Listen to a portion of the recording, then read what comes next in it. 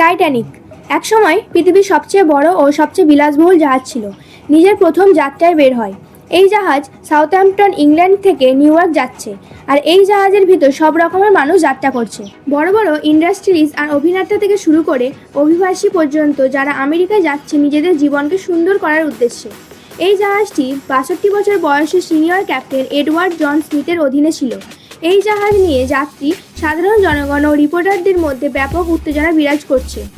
এটা শুধু ২৬৯ মিটার দৈর্ঘ্যের বিশ্বের বৃহত্তম জাহাজ ছিল না, এটার উচ্চতা ৫৩ মিটারেরও বেশি। এমনকি এটার মধ্যে যে বিলাসিতা ব্যবহার করা হয়েছে ওটা খুবই বিস্ময়কর। ওই সময় জাহাজটিকে তৈরি করতে $7.5 মিলিয়ন খরচ হয়েছে, যা মূল্যস্ফীতির হিসাবে নিলে আজ $৮০০ মিলিয়ন সমান। জাহাজের ভিতরের ফ্যাসিলিটিস এবং ডেকোরেশন এতটাই সুন্দর যা 5 স্টার হোটেলকেও পিছনে ফেলে দেবে। আগবিহীন কাচের আয়না, অলঙ্কৃত কাঠের প্যানেলিং, দুটো বড় বড় গ্র্যান্ড সিঁড়ি, একটি হিটেড সুইমিং পুল, একটি তুর্কিশ বাথ এবং ইলেকট্রিক বাথ, একটি জিম, একটি স্কোয়াশ কোর্ট, 4টি রেস্টুরেন্ট, পাশাপাশি 2টি স্যালন এবং একটি লাইব্রেরি।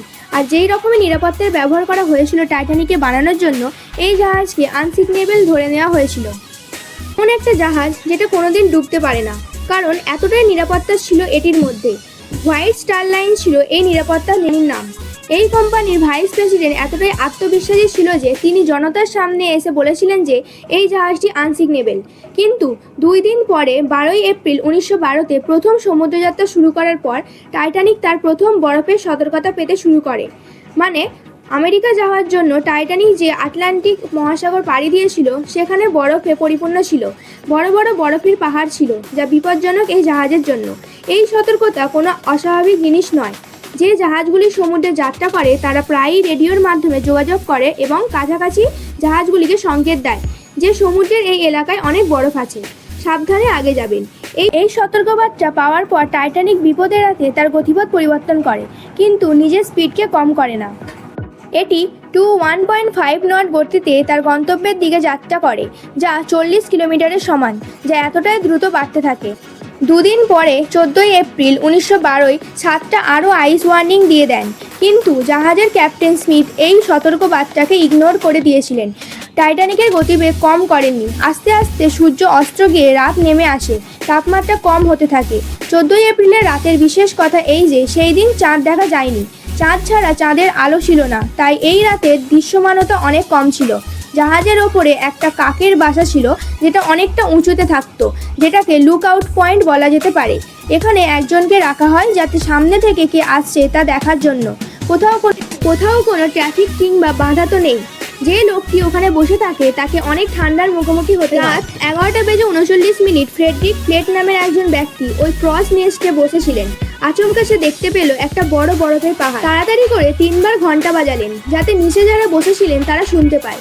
এরপর ফোন উঠিয়ে কল করে অফিসারদের, চেঁচিয়ে বলতে থাকলো, সামনে একটা বড় বরফের টুকরো আছে, তাড়াতাড়ি জাহাজ ঘোরাও। ক্রস থেকে নেমে ফ্রেডরিক ফ্লেট ইঞ্জিন ঘরের দিকে গেলেন এবং ক্যাপ্টেনকে বললেন জাহাজ তাড়াতাড়ি ঘোরাতে। কিন্তু দুর্ভাগ্যবশত অনেক দেরি হয়ে গেছে। মাত্র 1 মিনিট পরে বরফের পাহাড়ের সাথে জাহাজে ধাক্কা খায়। এই বরফের টুকরোও কোনো ছোটো মতো টুকরো ছিল না।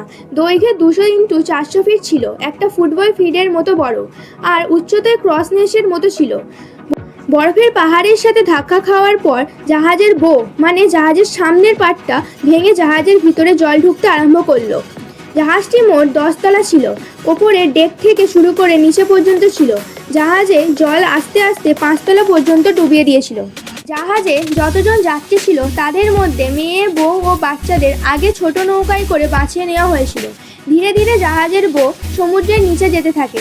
প্রায় 2.5 ঘন্টা ধরে জাহাজটি সমুদ্রের মধ্যে ডুবেছিল, যার কারণে প্রায় 1500 জনেরও বেশি মানুষের মৃত্যু হয়েছিল।